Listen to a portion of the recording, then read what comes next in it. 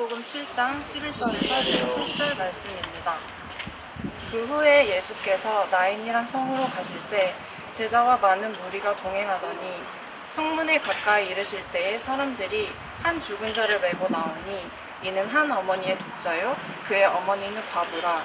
그 성에 많은 사람도 그와 함께 나오거늘 주께서 과부를 보시고 불쌍히 여기사 울지 말라 하시고 가까이 가서 그 관에 손을 대시니 맨 자들이 서는지라. 예수께서 이르시되 청년아 내가 네게 말하노니 일어나라 하시매 죽었던 자가 일어나 앉고 말도 하거늘 예수께서 그를 어머니에게 주시니 모든 사람이 두려워하며 하나님께 영광을 돌려 이르되 큰 선지자가 우리 가운데 일어나셨다 하고 또 하나님께서 자기 백성을 돌보셨다 하더라. 예수께 대한 이 소문이 온 유대와 사방에 두루 퍼지니라. 아멘. 지난주에 예배 시간에 제가 여러분들에게 한샘 치고 이런 헌금을 제가 요청을 드렸습니다. 올해를 시작하면서 개인적으로 하나님께서 저에게 주셨던 마음 중에 하나였는데, 우리 교회에서 혹은 이 주변에서 일어나는 일들 가운데 정말 필요한 사람들에게 우리들이 한샘 치고 이렇게 헌금하고 이렇게 돕는 일들이 일어났으면 좋겠다. 저는 지난주에 일어났던 한샘 치고 헌금에 저는 기적과 같은 역사라고 생각하는데, 여러분들이 나가면서 드린 헌금들, 또 봉투에 넣은 분도 있고 그냥 넣은 분들도 있어요. 그 모든 것들을 그냥 모았습니다. 한샘 치고 헌금이 한 2억 이상 모였습니다. 놀랍죠? 저는 깜짝 놀랐고요. 그래서 교회에서 한샘 치고 통장을 만들었어요. 우리가 이 헌금은 생명을 살리는 일들을 위하여 또 필요한 일들을 위하여 끊임없이 쓰여져야 되겠다. 여러분들이 이제 연중에 몇 번이 될지 모르지만 한샘 치고 여러분들이 하는 헌금들은 그대로 그렇게 쓰여지도록 되어 있습니다. 얼마 후에 정말 놀라운 간증의 역사가 그 헌금을 통해서 일어나고 생명의 역사들을 우리들이 함께 나눌 수 있기를 기대하고, 그 기도 제목의 주인공이었던 여러분들은 잘 모를지 몰라요.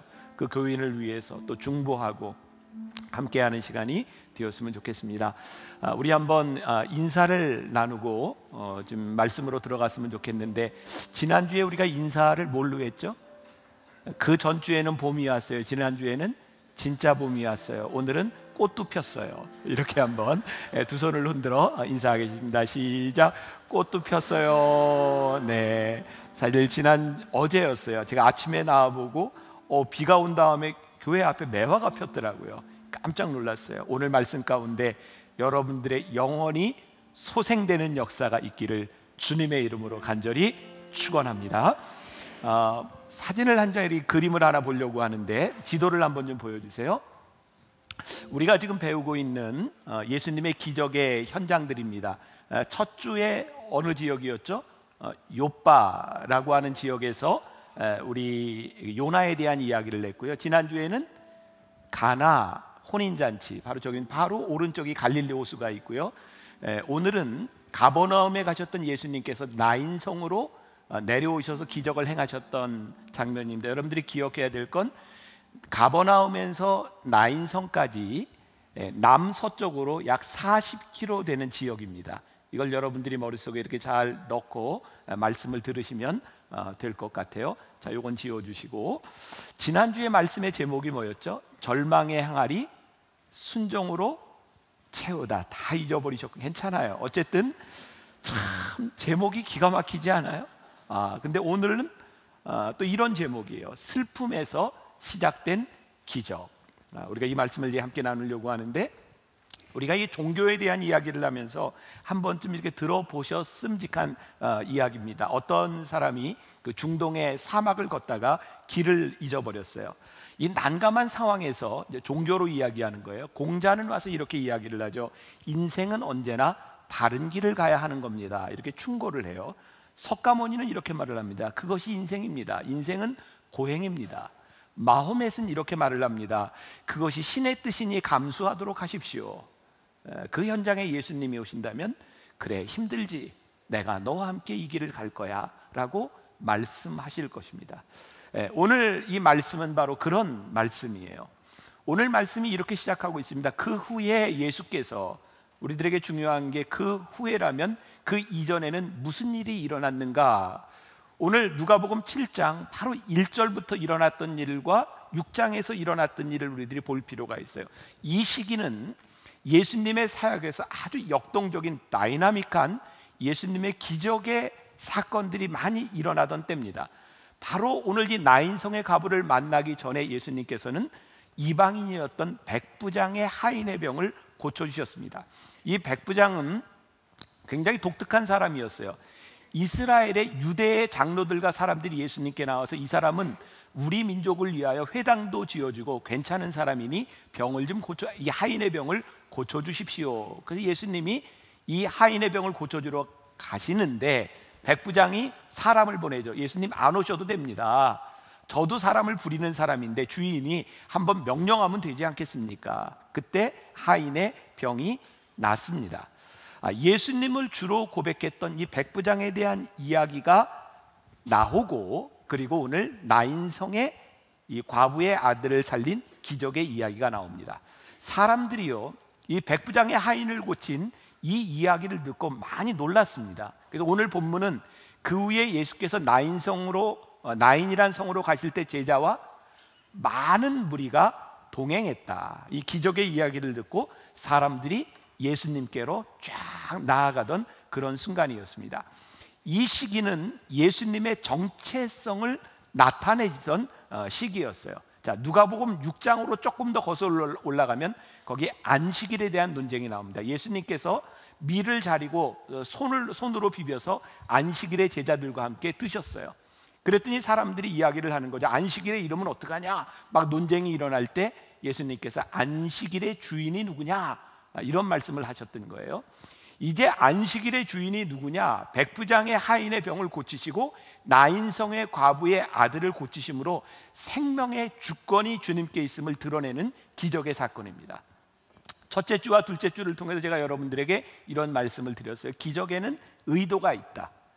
나쁜 의도, 인위적이다 이런 이야기가 아니라 예수님께서 기적을 일으킬 때는 목적이 있다. 예수님께서 주 대신 주권을 나타내기 위해서 행하셨던 기적입니다. 오늘 말씀 가운데 우리들이 기억해야 될 것이 있는데 저는 이런 표현을 써봤어요. 두 행렬의 만남.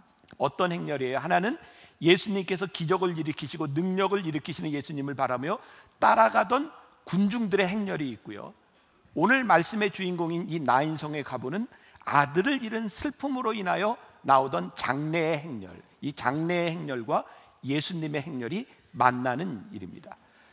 조금 전에 영상을 통해서 여러분들이 보셨지만 나인이라고 하는 나인이라고 하는 말의 뜻은 사랑스럽다, 즐겁다 이런 뜻을 가지고 있습니다.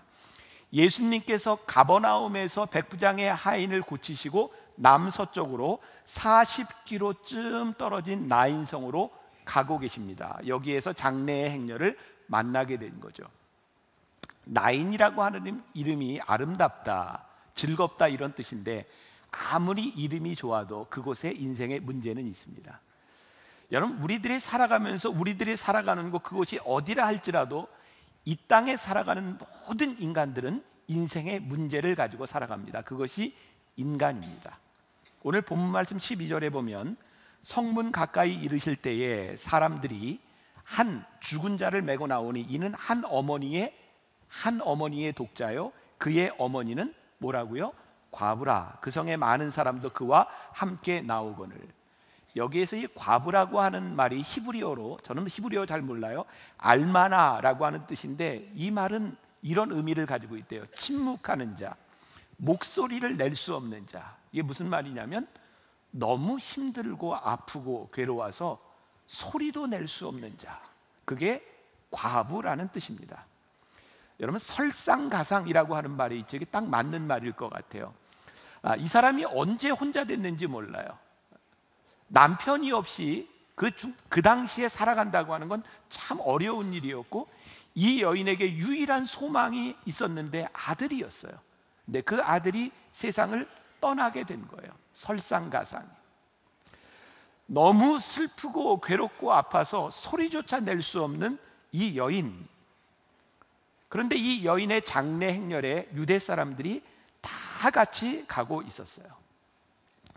당시 유대 나라의 풍습에 의하면 장례가 나면 하루 안에 장례를 치르게 되어 있습니다. 우리는 보통 3일장을 하죠. 근데 그 나라는 더운 나라였기 때문에 시체가 빨리 부패하기 좀 되기 때문에 하루 안에 해결합니다. 예를 들어서 밤에 사람이 죽었다면 그 다음날 낮이든지, 아침에 사람이 죽었으면 그 다음날 오후에 장례를 치르는 것이 풍습입니다. 자, 아까 제가 그 지명을 여러분들이 잘 봐야 된다라고 했는데, 가버나움에서 나인성까지 남서쪽으로 내려가는데 몇 킬로쯤 된다 그랬죠? 40킬로. 그러면 보통 사람의 걸음으로 40킬로쯤 걸으려면 몇 시간쯤 걸을까요? 적어도 10시간을 걸어야 했을 겁니다. 우리가 이렇게 생각할 수 있죠. 그 시간이 낮이었던 걸로 봐서 예수님께서 가버나움에서 나인성으로 가고 있는 그때, 아마도 그 아들이 죽었던 시간보다 예수님께서 가버나움에서 나인성으로 가는 시간이 더 빨랐을 가능성이 훨씬 더 많습니다. 장례가 이미 나기 전에 예수님은 나인성을 향해 가고 계셨어요. 그리고 행렬이 만났습니다. 말씀을 묵상하다가 그런 생각이 들더라고요. 종종 저는 교회에서, 특히 초신자들에게서 그런 이야기를 듣습니다. 제가 하나님을 믿고 열심히 신앙생활을 하고 저에게 믿음도 있고 확신도 생겼는데 왜 이런 어려움을 당하죠? 근데 그분들이 그 다음에 하는 고백이 있습니다. 참 놀라운 사실을 깨달았는데, 제가 만일 하나님을 알지 못했다면 이 일을 제가 견딜 수 없었을 것 같아요. 근데 제가 하나님을 믿고 나서 이 일을 이기게 하신 것이 너무 감사해요. 그러면서 이런 믿음의 고백을 하는 거예요. 아하, 하나님께서는 내가 하나님을 알기 전, 만나기 전부터 나를 위해 일하고 계셨구나. 지난 한 해 저는 안식년 같지 않은 안식년을 좀 지냈어요. 안식년을 지냈죠. 그래서 주일날 예배를 드리면서 이렇게 안식년을 지났어요. 지난해 저에겐 지나놓고 보니 참 힘든 해 중에 하나였어요. 저희 어머님이 몇 년 동안 치매로, 또 이렇게 파킨슨 병으로 이렇게 앓고 계시다가 지난해 6월에 돌아가셨어요. 또 약을 먹고 있던 제 딸이 약 부작용으로 인해서 제 인생에 경험해 보지 못했던 너무너무 힘든 시간을 저는 지나왔어요.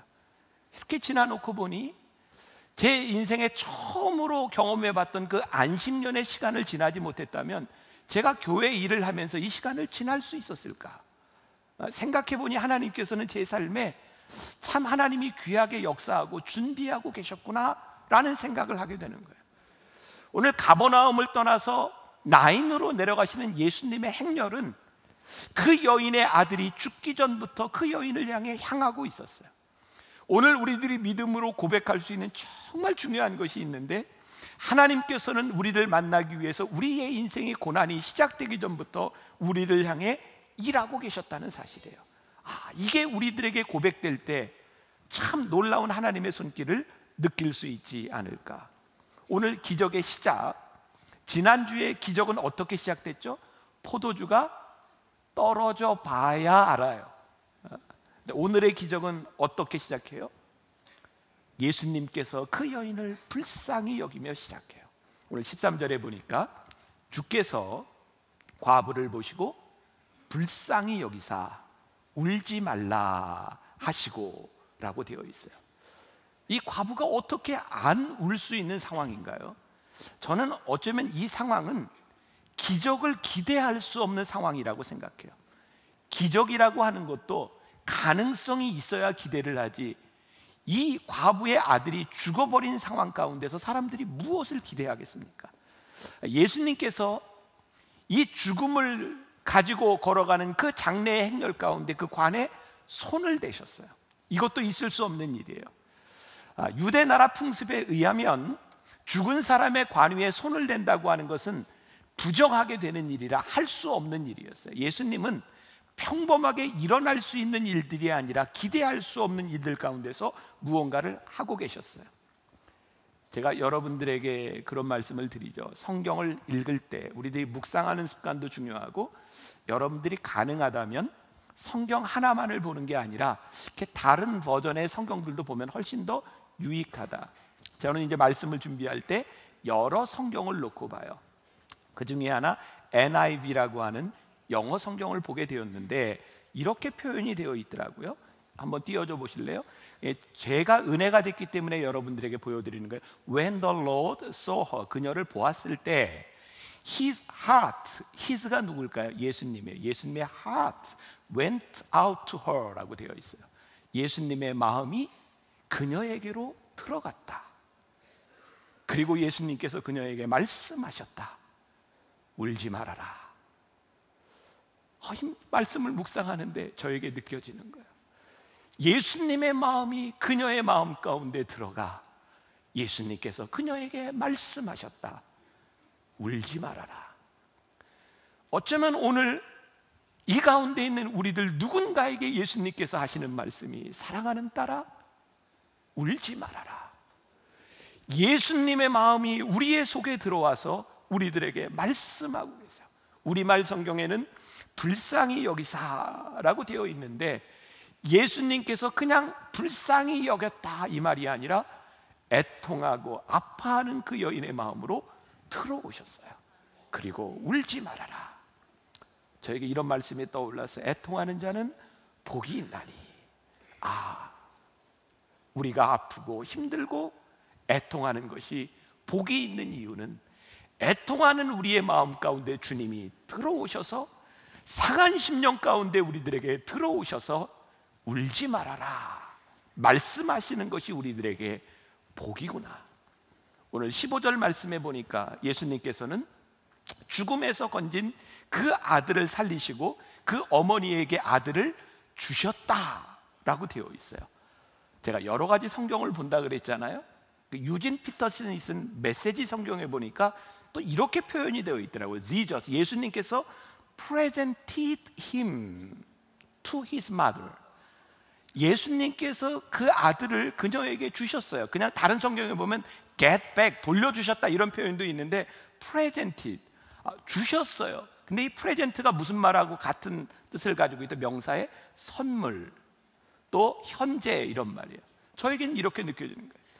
예수님께서 그 여인에게 소망이었던 그 아들을 잃어버린 여인에게 예수님께서 그 아들을 선물로 주셨다. 그 여인의 마음속에 예수님이 들어가셔서 그 마음을 읽으시고 아파하는 여인에게 우리 주님께서 선물로 그 아들을 돌려주셨다. 이게 기적이구나. 오늘 하나님께서 우리들에게 주시는 그 마음, 우리들에게 주시는 그 선물이 무엇일까? 제가 얼마 전에 읽었던 책이 있어요. 미국에 있는 배성호 목사님이 쓴 완전한 치유, 완전한 건강. 이분은 목사이며 의사예요. 그래서 이 건강에 대한 이런 글을 썼는데 그 미국 사람들이 흔히 하는 말, 헤어질 때 굿바이라고 하는 말이 있어요. 근데 그 말의 어원을 보니까 이런 뜻이래요. God be with, 옛날 그 Y라고 하는 게 예, 유라고 하는 말이에요. 하나님이 당신과 함께 하시기를. 그러니까 이 사람들이 헤어질 때 굿바이 이 말이 무슨냐면 하나님이 당신과 함께 하시기를. 예수님께서 십자가에 달리실 때 나를 기억해 주세요라고 하는 한편 강도에게 굿바이, 하나님이 너와 함께 하시기를. 예수님께서 우리들에게 주시는 축복과 기적의 말씀은 뭐냐면 우리의 마음을 이해하시고 애통하시고 함께 하시는 하나님이 우리와 함께 하시기를, 그 평안을 우리들에게 주세요. 마태복음 5장 29절에 보면 그 예수님께서 혈루병 앓고 있던 여인을 고치신 사건이 나와요. 예수님께서 그 여인을 고쳐주세요. 그리고 예수님이 마가복음 5장 34절에 보면 예수께서 이르시되 딸아, 내 믿음이 너를 구원하였으니 평안히 가라, 내 병에서 놓여 건강할지어다 라고 말씀하세요. 이 성경 여러 곳에 보면요, 예수님께서는 병을 고치시는 것으로 끝나는 것이 아니라 평안을 주시기도 하고 구원을 주시기도 해요. 평안히 가라. 왜냐하면 여자가 혈루병에서 나았는데 그 여인이 나은 것으로 기뻐하지 못하고 성경을 보면 두려워하고 떨었다고 되어 있어요. 그러니까 예수님께서 여인에게 평안히 가라 이렇게 말씀하세요. 예수님의 기적은요, 기적이 일어난 사건에서 끝나는 것이 아니라 그 기적이 일어난 사건을 통하여 우리와 새로운 관계를 맺어가기를 원하세요. 어떤 관계? 내가 네 애통함을 보았으니 이제 평안하라. 우리가 잘 아는 10명의 문둥병을 고치신 사건이 나오죠. 누가복음 17장에 나오는 이야기인데요.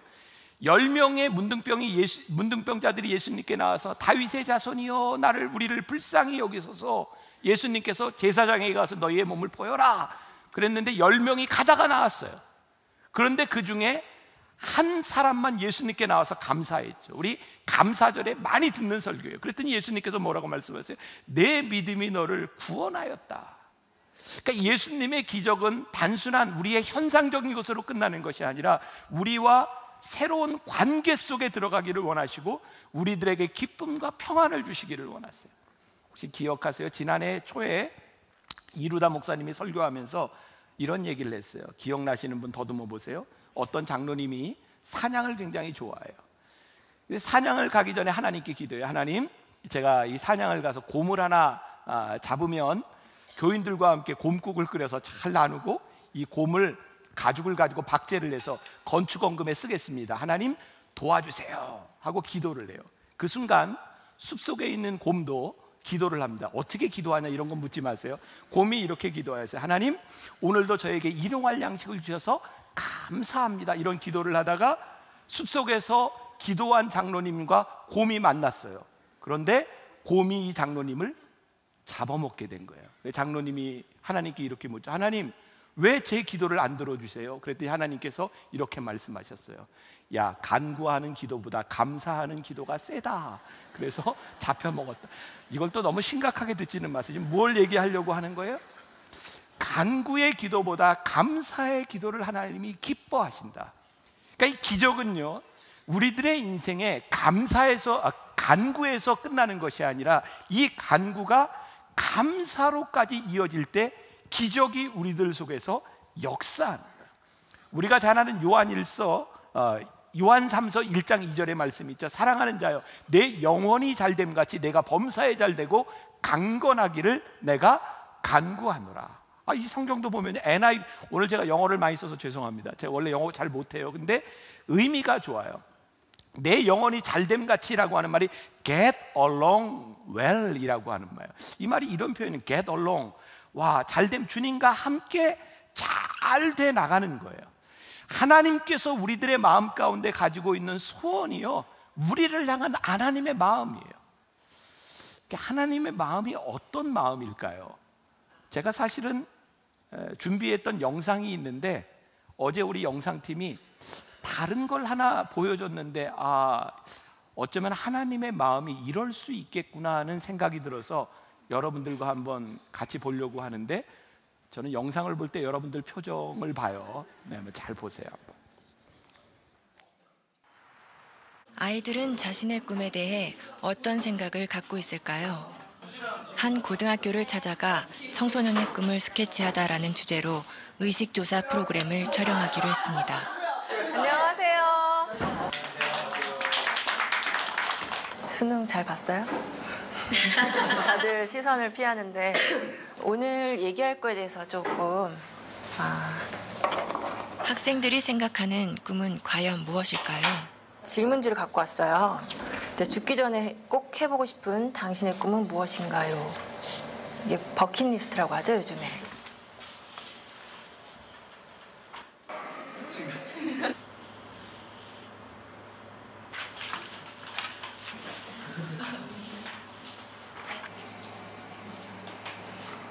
학교 운동장에 농사 짓기? 이런 것도 있네요. 여기서 우리는 두 번째 질문을 해보았습니다. 앞으로 살 날이 1년밖에 남지 않았다면 당신의 꿈을 이루는 것과 5억 원이라는 돈을 선택하는 것 중에 어떤 걸 선택할 것 같아요? 꿈이요. 제 이름을 세상에 알리고 죽는 게 의미 있다고 생각합니다. 꿈을 이뤄서 5억보다 더 많은 돈을 벌면 돼요.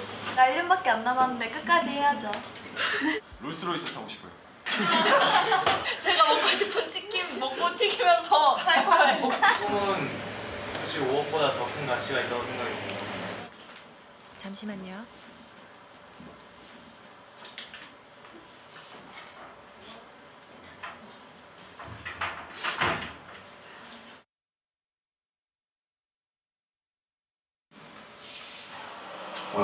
가족이 함께 모여서 외식도 좀 거나한 데서 좀 해보고 싶고 하고 싶은 게 너무너무 많죠.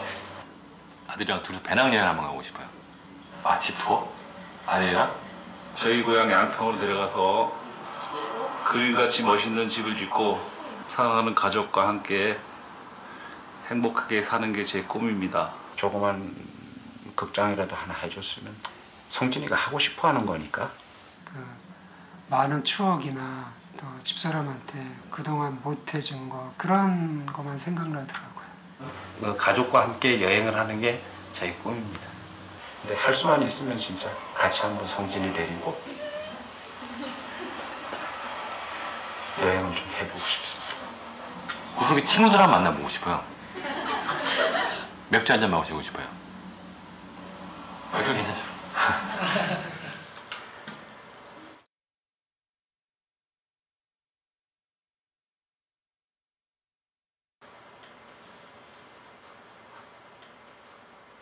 그러니까 제가 하고 싶은 걸 포기하고 5억을 선택하느냐? 지금 같으면 5억을 선택하겠습니다. 결론적으로 돈을 선택해서 주는 게 좋겠죠, 뭐나. 그건 당연히 5억은 가족을 위해서 선택하겠죠. 그 아버님이 좀 장병에 돌아가셨거든요. 그냥 고통을 좀 많이 받, 금전적인 고통을 많이 받았어요, 식구들이. 제가 한번 아파 보니까 주변은 다 필요 없고 가족이 제일 중요하더라고요. 제가 앞으로 한번 일을 더 한다고 해서 현실적으로 5억을 벌어놓고 성진이한테 기여를 하고 간다는 보장이 있겠습니까? 5억을 선택하면 남겨진 가족들한테는 도움이 될 수 있으니까 저가 하고 싶은 일을 포기할 수 있죠. 그거를 대가로 한다면. 구체적인 얘기를 한다면 아들이 이제 뭐 자기가 생활하는데 뭐 사회생활하는데 기초자금이라도 뭐 될 수 있었으면 좋겠고. 저뿐만 아니라 모든 부모들이 똑같은 생각을 갖고 있을 것 같은데요. 그렇죠. 저는 아빠고 가장이니까. 아버지의 마음이죠.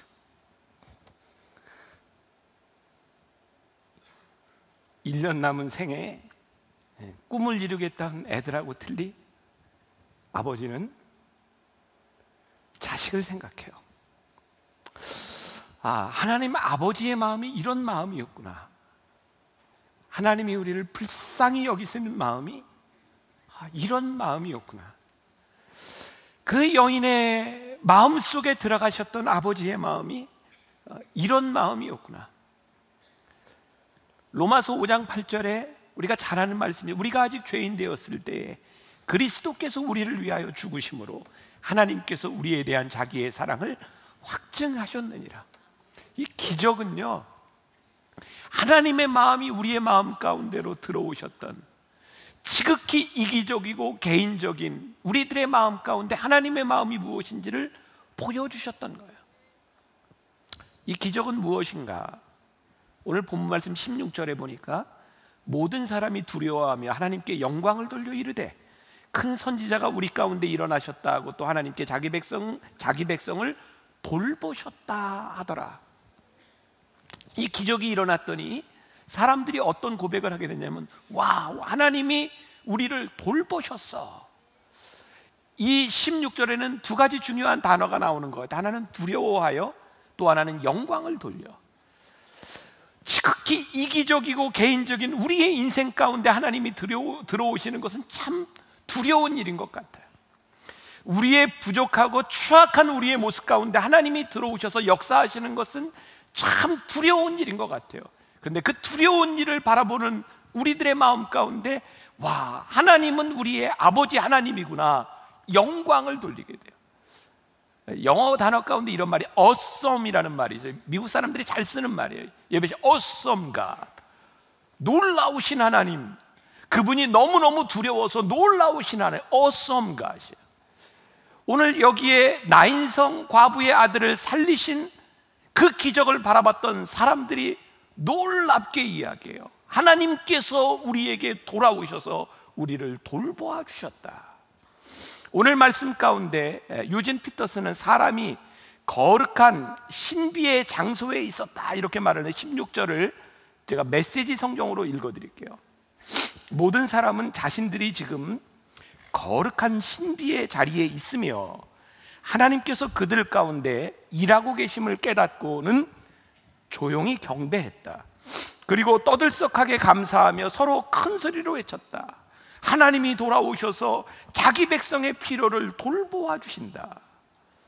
여기에 또 제가 은혜가 되었던 부분이 거룩한 신비의 장소에 있었다. 우리는 하나님의 은혜를 구하고 기적을 구하며 돌아다니는데 하나님은 우리 가운데 돌아오셔서 우리를 돌봐주시고 우리에게 역사하실 때 그곳이 거룩한 신비의 장소가 되었다라고 말씀하고 있어요.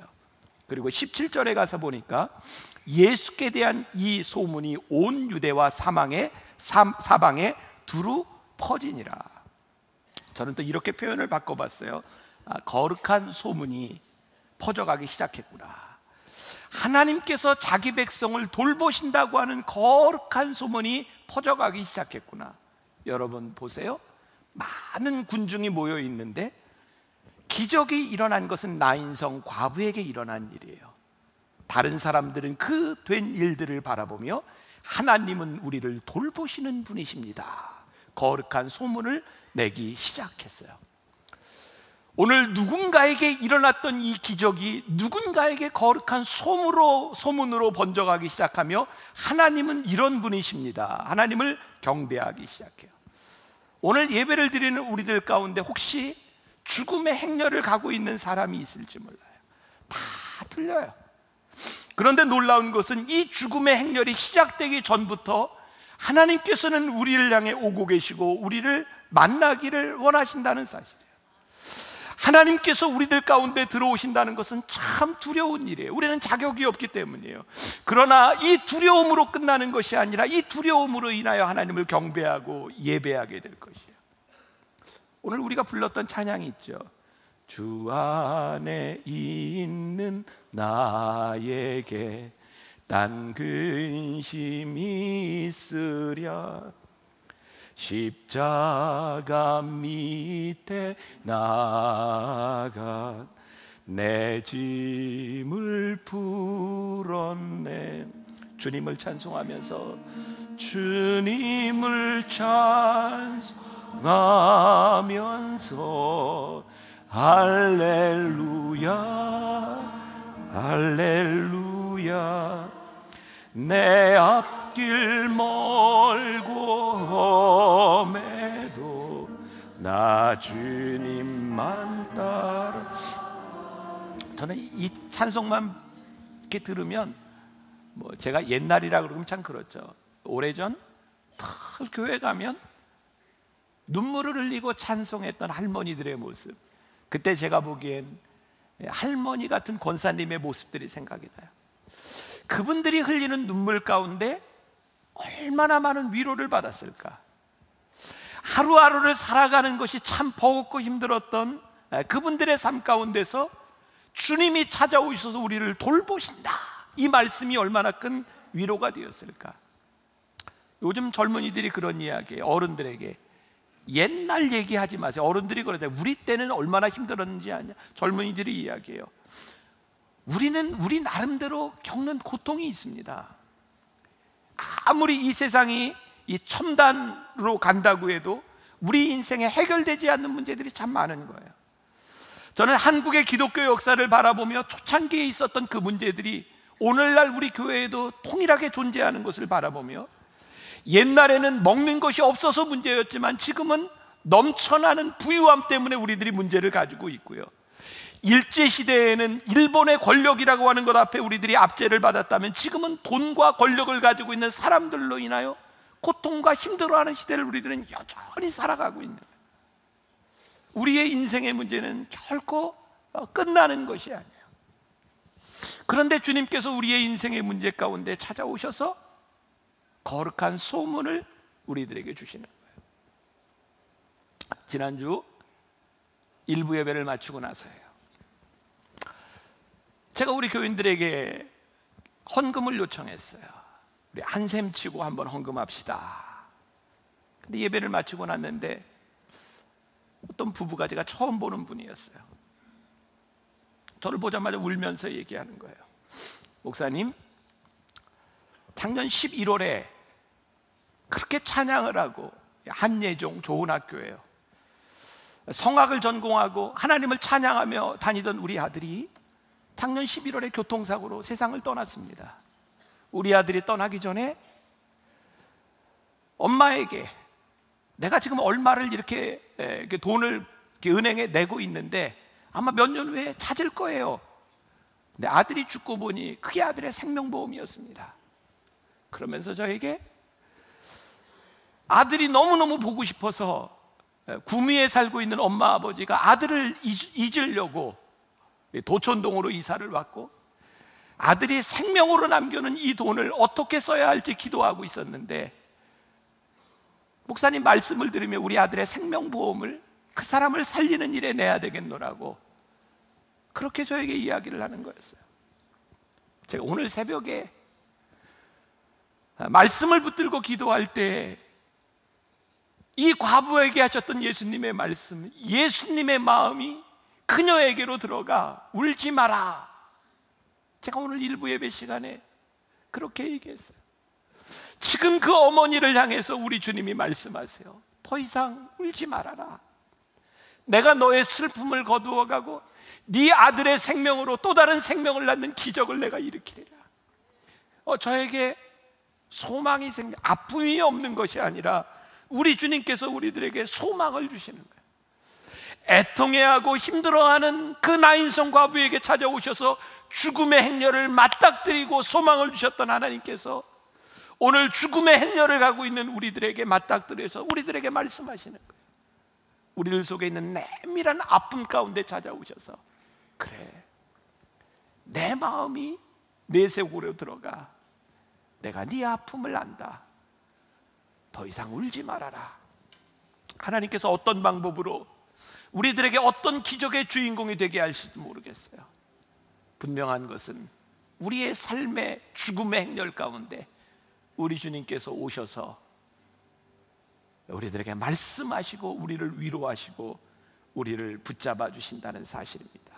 오늘 우리를 만나시는 죽음의 행렬 가운데 우리를 맞닥뜨리시는 그 주님의 행렬의 만남의 주인공이 여러분들 한 사람 한 사람이 될 수 있기를 주님의 이름으로 간절히 축원합니다. 우리 한번 말씀을 생각하며 찬양을 들었으면 좋겠습니다. 가사를 생각하며 우리 한번 들어갔으면 좋겠습니다.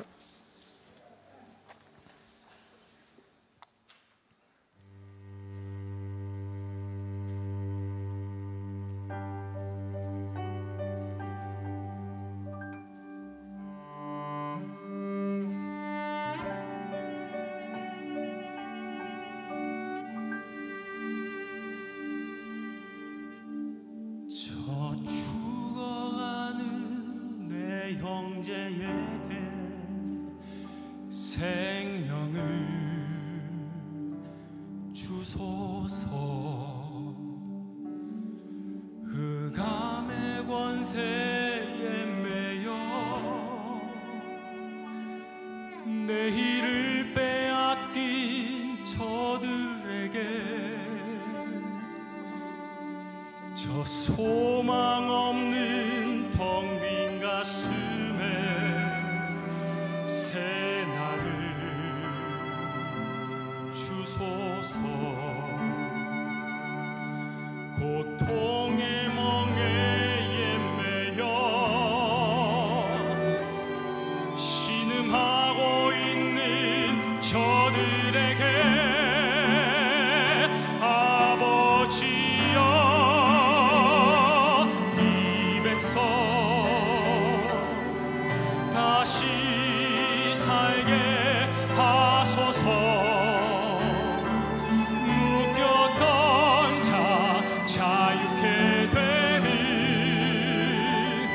영광의 날을 주소서. 아버지여 이 나라 주의 것 되게 하소서. 영원하신 하늘 아버지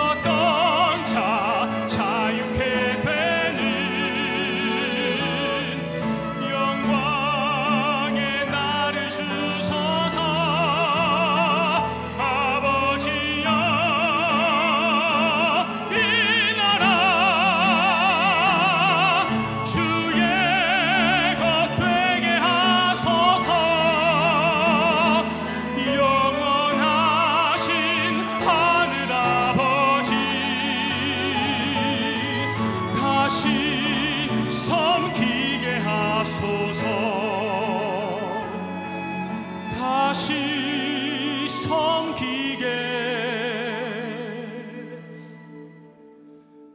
하소서.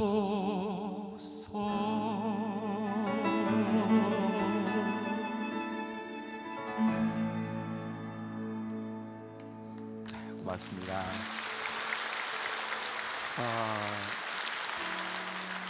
우리가 이렇게 찬양은 못하지만 우리의 목소리로 이렇게 기도하며 찬양할 수 있는 게 있어요.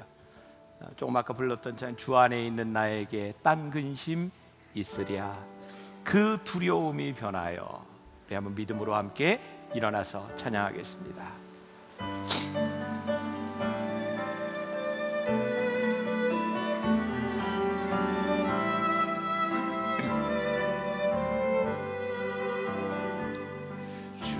안에 있는 나에게 난 근심이 있으라 십자가 밑에 나가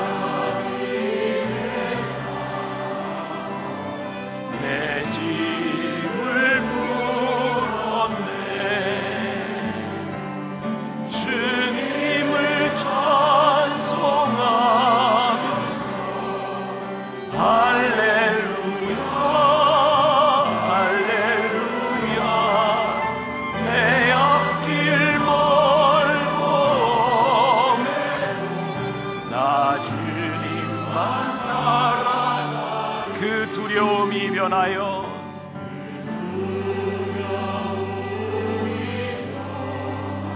내 기도 되었고 전날의 한숨 변하여 날의 한숨 변하여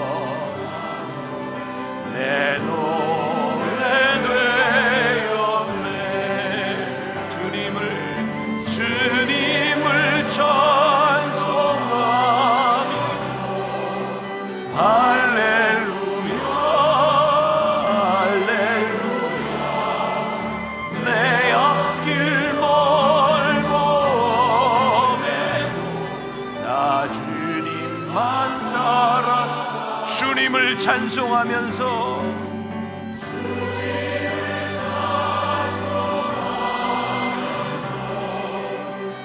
할렐루야 할렐루야 내 앞길 멀고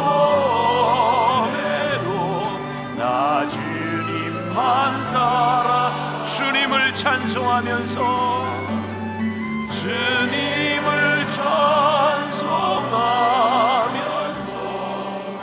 할렐루야 할렐루야 내 앞길 멀고 나 주님만 따라가리. 우리의 인생이 죽음의 행렬처럼 소망이 없고 죽음의 행렬의 주인공인 과부처럼 소망이 없는 우리들의 인생에 하나님은 먼저 우리들에게 찾아오셔서 아버지의 마음으로 우리를 불쌍히 여겨주셨습니다. 오늘 우리의 인생에 하나님 아버지의 마음으로 일어나는 기적이 필요합니다. 우리를 위로하시며 우리들에게 더 이상 울지 말라고 말씀하시는 하나님의 음성이 우리들에게 필요합니다. 지금까지도 우리와 함께 하셨고 앞으로도 우리와 함께 하실 하나님을 우리들이 기대하며 이번 말씀을 듣는 이 기간 가운데 우리들의 삶에 역사하신 하나님의 기적이 거룩한 소문으로 이 땅 위에 퍼져나가게 하여 주옵시고 우리의 인생에 놀라운 고백의 역사들이 있게 하여 주옵소서.